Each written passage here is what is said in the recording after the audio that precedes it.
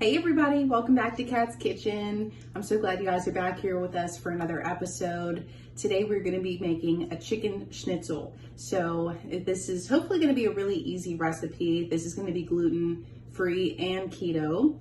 So I'm going to show you how we're going to get into this here. And then also, would you please like, share, and subscribe to the video if you haven't already. And also, if you'd like to see more recipes, my link is in the description box below with my website. It'll be going to catskitchenblog.com, and I post new recipes on there weekly, so go ahead and check that out. So let's get right into our recipe. So first we're going to start with our prep work. So this is technically called our dredging station. So we have eggs here, and then we have flour here of your choice. Because we're making it keto, this is almond flour. Okay, so next what we're going to be doing here, and I'm just adjusting my back temperatures here. I have a pan over here with some avocado oil heating up, and then my rear pan has some asparagus and onions that are sauteing, and some avocado as well.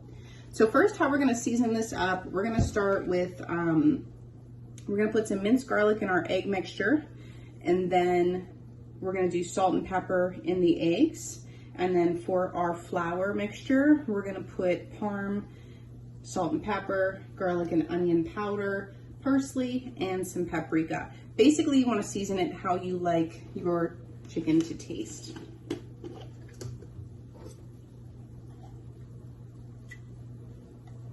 And I'll be leaving you guys the recipe, as always, down in the description box below. Sometimes we have to make this an egg wash, so I'm going to add a little bit of water to it. That just thins it out a little bit.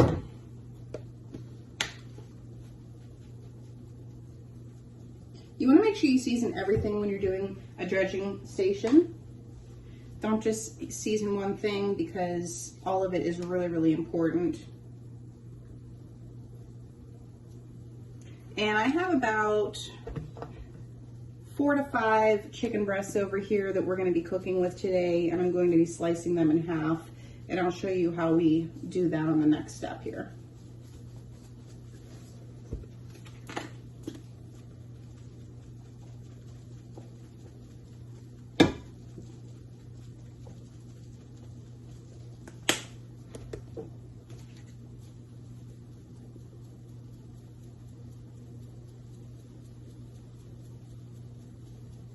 You really want to season this really well, because this is how the chicken's going to receive its flavor. Because chicken is like a blank slate. It really doesn't have a lot of seasoning until you give it seasoning.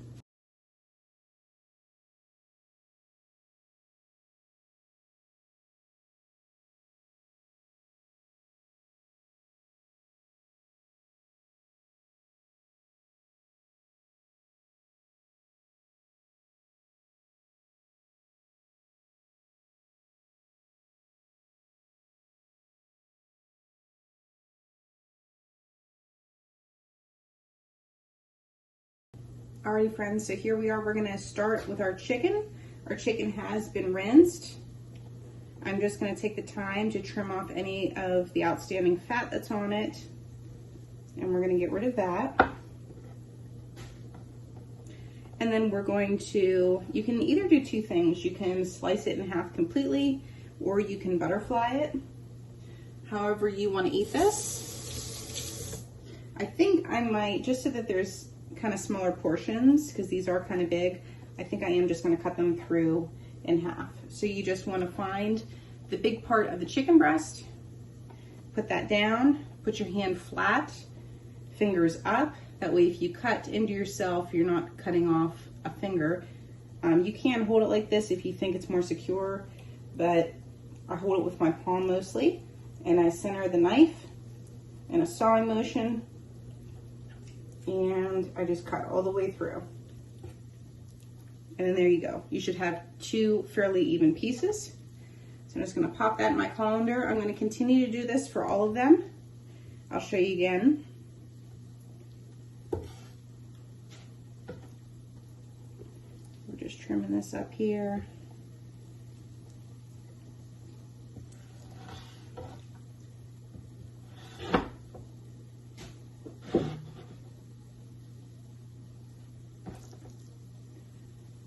right, so once again, flat palm. You guys can see a little better. Flat palm on the large side of the breast. And just with a sawing motion, we're gonna go right in half until we reach the end where our palm is. Have complete control over it at all times. And there you go. That way these are gonna cook a lot faster as well because they're thinner. So I'm gonna finish cutting these up and then I'll be right back with you guys to dredge them. Guys, while our oil is heating up for our chicken, we're gonna make a little sauce for the chicken after it's cooked so that we'll just balance out these nice flavors for it. So in my bowl here, I'm gonna start off with a few tablespoons of mayo of your choice, and then some Dijon mustard. I'll leave this down in the description box for you guys. And then some lemon juice. If you have fresh, that's obviously the best, but if you have bottled, that's fine too. I'm running on limited time right now, so I'm just gonna roll with this. We mix this together. And traditionally, this recipe, the one at least I have pulled up, is served with capers as well. You can serve this with capers, kind of like a chicken piccata almost.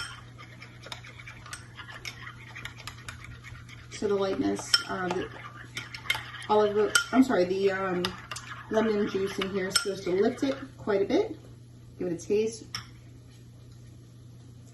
Tastes pretty good. So I think the only thing I'm going to add is just a little bit of olive oil, extra virgin, as I smack it around, just to give it a little bit more of that olive oil taste. Since we're not adding the capers, I think that'll be a good substitute. So this we put on cold once our chicken is done. All right, everybody, so I do have the fan on the exhaust just because we are going to be pan frying here. So what I like to do is move everything as close to my pan that I'm frying in as possible. Next, what we're going to do is our clean hand is going to be touching the forks and the utensils. The dirty hand is going to be touching the chicken. That way we don't cross-contaminate. So I'm going to start off, any dredge you start off with, you always want to start off with your flour mixture first. And you want to pat this down. This will really help it to the crust to stick. You want to pat that down and you want to shake that off. And then we're going to go into our egg wash. Make sure we got that good. And then we're going to let that drain for a second. And then we're going to double dip that back into our flour mixture. And then we're going to pan sear this with our avocado oil just until it's crisp and brown. I have it on about a mid-high right now. See how I'm patting down with a fork on the chicken? That'll help our breading to stick as well. Then you just give it a little shake and we are good to go. So now you're going to lay this in the oil away from you, and then you're just going to let that go down. I think we can fit about 3, maybe 4 in this pan, depending on the size. So I'm going to just continue on until I can't put any more in this pan. And then we'll just rinse and repeat, start the process all over again.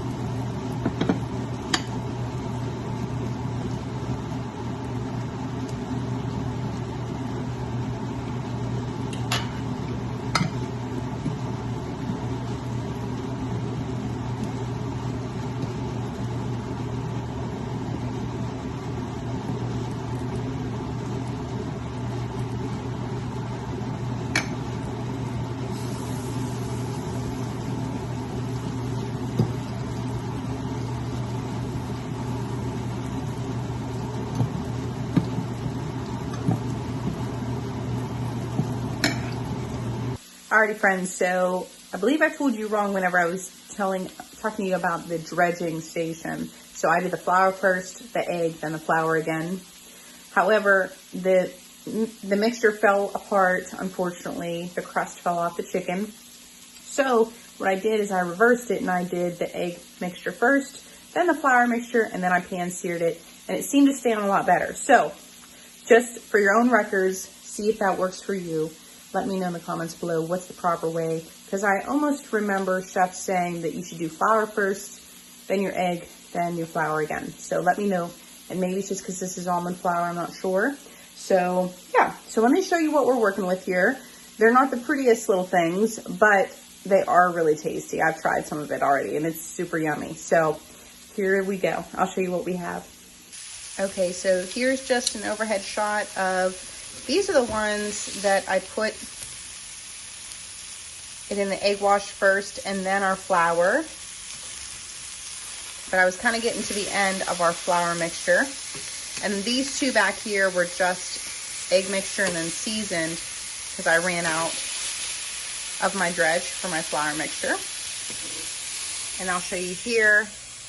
This is how it turned out. It looks good. I mean, it looks like fried chicken. So that's what it's supposed to. Like I said, you could see a little bit of our breading falling off, but it does look and taste so good. I sampled some of it already. And just to serve this up, I have some asparagus that I cooked with some sauteed onions. And we have some mixed vegetables. We've got cauliflower. We got tons of vegetables with this. So, guys, I hope that you please like, share, and subscribe. And I will see you all on the next one. Bye-bye, friends.